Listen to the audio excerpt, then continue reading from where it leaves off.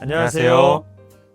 치과 이야기를 진솔하게 담아내는 치중진담의 권원장, 호원장입니다. 오늘 저희가 준비한 주제는 바로 스케일링에 대한 오해를 여러분들께 풀어드리고자 스케일링에 대한 내용을 좀 들고 와봤는데요. 이게 저희 유튜브 쪽에서 댓글도 많이 달리고 주위의 지인분들께서도 많이 물어봐 주시는 그런 내용들이기도 합니다. 직원분들이 꼭 부탁한 영상이기도 해요, 이건. 맞아요. 그래서 저희가 그렇게 들어왔던 문의사항들을 가지고 저희 직원분들께 선생님들 스케일링을 환자분들께 이렇게 치료를 해드리면서 좀 어떤 애로사항들이 있었을까요? 했을 때 바로 한 10몇 가지 얘기를 해주셨는데 그 중에서 저희가 이것만큼은 꼭 오해를 풀고 갔으면 좋겠다 하는 내용들만 오늘 한번 들고 와봤습니다. 자, 저희 제일 먼저 다룰 주제는 스케일링을 받고 나서 이가 깎였어요 라고 말씀해 주시는 분들이 계신데요. 이거에 대해서 박 원장님께서 어떻게 생각하세요? 이가 깎일 일이 없거든요. 스케일링의 원리를 아신다면은 이가 깎일 일이 없다는 걸 좀 이해하실 거예요. 스케일링의 원리는 어떻게 되나요? 스케일링은 우리가 초음파 기구라고 말을 하는데요. 초음파는 말 그대로 그 음파, 초음파의 영역에 맞게 미세한 진동수를 가진 기구를 의미합니다. 그래서 이렇게 쇠로 되어 있는 스테인리스로 되어 있는 날이 아주 미세한 진동을 가지고 미세하게 떨려요. 그런 수백만 번의 진동을 가지고 치아 표면에 붙어 있는 치석을 이렇게 진동을 줘서 떼어낸다 라고 생각하시면 됩니다. 그렇기 때문에 원리가 날카로운 면을 가지고 치석을 긁어내는 개념이 아니기 때문에 의외로 우리가 사용하는 스케일링 팁, 스케일링 기구들의 끝부분은 날카롭거나 날이 서 있지 않습니다. 사실 학생 때 실습을 하기도 하는데요. 달걀 껍질, 달걀 속껍질, 사례, 혀에 대봐도 스케일링은 전혀 피가 나거나 달걀이 깨지거나 찢어지는 일은 없습니다. 맞습니다. 그래서 실제로 스케일링 팁을 자세하게 보실 기회가 있다면 저희가 여기 영상 자료로 한번 준비를 해볼 건데요. 보시면 팁이 생각보다 그렇게 날카롭지 않다라는 거 아실 수 있을 겁니다. 그래서 이렇게 치아에 기구를 댔을 때 내 치아가 깎였어요 라고 하는 것은 원래 붙어 있었던 치석이 떨어지면서 그 형태가 좀 허전하게 느껴지는 것일 수가 있고요. 혹은 치경부가 마모된 것이 원래 있었을 때, 원래 치아에 깎인 부분이 있었을 때 그것이 드러난 것이라고도 볼 수 있겠습니다. 맞습니다. 치경부 마모라고 표현을 해주셨는데 이제 쉽게 말하면 치아와 잇몸의 사이 치아 목 부분의 치아가 많은 힘을 받으면 또는 마모가 되면 이렇게 나무에 장작 패듯이 패여 있는 경우들이 있어요. 근데 우리가 아무래도 스케일링이나 어떤 치과 치료를 받고 나면 내 치아에 대한 관심도가 조금 더 증가하기 때문에 전에는 보이지 않았던 것들이 새로 보이게 되는 경우에 또 그런 오해를 사게 되는 게 아닐까 이런 생각이 좀 듭니다. 같은 맥락에서 들어오는 질문 중에 하나는 치아가 더 벌어지진 않나요? 그런 것들이 있는데요.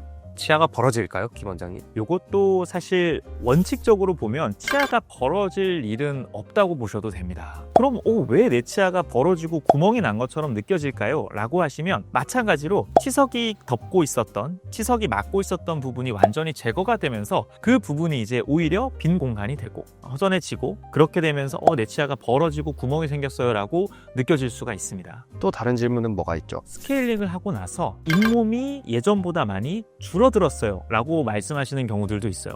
이거는 어떤 이유 때문에 잇몸이 줄어든다고 생각하시나요? 잇몸이 그 순간 내려갔을 일은 없고요. 이제 이가 더 많이 드러나 보인다는 이야기를 환자분들이 그렇게 해주시는 것 같은데 이 위에 치석이 쌓여 있거나 혹은 잇몸이 부어 있는 경우, 그런 경우를 저희가 스케일링을 하다 보면 잇몸 부은 게 내려가면서 이에 붙어 있던 치석도 떨어지면서 내 이가 더 길게 보일 수가 있어요. 그런 경우에 환자분들이 보통 잇몸이 내려간 것처럼 보인다 이렇게 말씀을 해주실 때가 있고, 특히 잇몸이 많이 부어 있는 경우, 그런 경우는 오히려 잇몸이 내려가 준 게 좋은 신호일 수도 있습니다. 왜냐하면 부어 있던 게 붓기가 빠진 거니까요. 그러면 잇몸이 줄어든 게 아니라 잇몸이 원래의 위치를 되찾아갔다 라고 볼 수 있겠네요. 그래서 우리가 오해를 하면 안 되는 부분이 이 치석이라는 것이 석자가 들어갔다 해서 가만히 있는 돌의 개념은 아니죠, 사실. 세균 덩어리예요. 맞습니다. 그런 세균의 플라그들이 장시간 축적되면서 정말 단단한 석회화 물질로 변한 상태이기 때문에 어떻게 보면 세균들이 눈에 보이지 않을 뿐이지 계속 그쪽에서 서식을 하고 증식을 하고 있는 상태라고 보시면 돼요. 그러니까 뼈가 내려가고 잇몸이 내려가고 그러니까 제거를 해줘야 되는 것이죠. 맞습니다. 그래서 잇몸이 줄어든다는 맥락에서도 이걸 이어서 생각해보면 그런 치석들이 있었기 때문에 잇몸이 염증이 계속 있었을 것이고 염증이 있으면 잇몸이 부어있게 되겠죠. 그런 것들이 스케일링을 통해서 원인이 제거가 되면 잇몸이 원래 붓기를 다시 빼면서 정상 위치로 돌아오게 되고 그렇게 되면 전보다 내 잇몸이 뭔가 줄어든 것 같아요 라고 느끼실 수 있게 되는 겁니다. 그런 맥락에서는 피가 나는 아프다는 것도 환자분들이 너무 서운해하지 않으셨으면 좋겠어요. 맞아요. 서운해하시는 분들이 좀 계십니다. 이거 너가 너무 아프게 한 거 아니냐, 너가 너무 거칠게 한 거 아니냐 라고 하시는 분들이 있는데, 이제 원래 저희가 잇몸을 검사를 할 때 살짝 찔러봐서 피가 나는지 안 나는지를 검사를 하는 게 있어요. 그렇죠? 이지비오피 그런 것들이 있으니까 맞아요. 네, 살짝 찔렀는데 피가 난다 그러면 이거는 잇몸 염증이 있다고 저희가 판단을 하는 거고요. 이제 스케일링 하고 났는데 온 입에서 피가 난다, 물론 환자분들은 놀랄 수도 있고 저희도 뭐 마음이 좋진 않지만 이게 잇몸 염증이 있던 거를 가라앉혀 드린 신호일 수도 있으니까 너무 속상해하지 않으셨으면 좋겠습니다. 네, 저도 이제 흔히 드는 오해들 중에 하나가 스케일링을 너무 세게 해서 내 잇몸에서 피가 나더라, 너무 아프더라, 뭐 이런 말씀을 해주시는 분들이 계신데요. 잇몸에서 피가 나는 건 물론 기구를 미숙하게 달아서 잇몸에 상처가 나서 피가 나는 경우도 현실적으로 있을 수는 있죠. 하지만 잇몸이 아까 말씀드렸던 치석으로 인해 염증 상태가 있다 하면 붓기와 더해서 출혈이 쉽게 나는 상태입니다. 그래서 그런 치석을 제거하는 과정에서 잇몸이 아주 약한 자극에도 불구하고 출혈이 스멀스멀 올라올 수 있어요. 그렇기 때문에 스케일링을 하고 나서 내가 입을 헹궜는데 피가 나더라, 내 잇몸에 무슨 허튼 짓을 한 것이 아니냐라고 오해를 해주시지 않았으면 좋겠습니다. 마지막으로 같은 맥락에서 뭐 스케일링 뒤에 치아가 흔들린다 이런 것도 사실은 그 스케일링만으로 치아를 흔들 수는 없어요. 다른 방법으로 흔들지 않는 한 스케일러만으로는 흔들 수가 없고요. 스케일러는 그 자리에서 미세 진동하는 조그만 쇳덩이일 뿐입니다. 굉장히 미세한 진동이기 때문에 그것 때문에 이가 흔들린다기보다는 오히려 그 치석이 이를 잡고 있었던 걸 수도 있어요. 그런 거는 엑스레이를 봐도 알 수가 있고 그런 거 너무 걱정 안 하셨으면 좋겠습니다. 그리고 가끔 이제 우리 유튜브에서 다양한 영상들을 찾아보시다 보면 스케일링 팁이 이렇게 위험합니다 하면서 치아에 직접 스케일링 팁을 탁 이렇게 대고서 장시간 내면서 치아가 결국 쪼개지거나 망가지는 모습을 보여주는 영상들도 종종 있는데요. 어떤 기구나 그렇게 과하게 장시간 힘을 가하고 무리한 힘을 가하면 손상을 받을 수밖에 없습니다.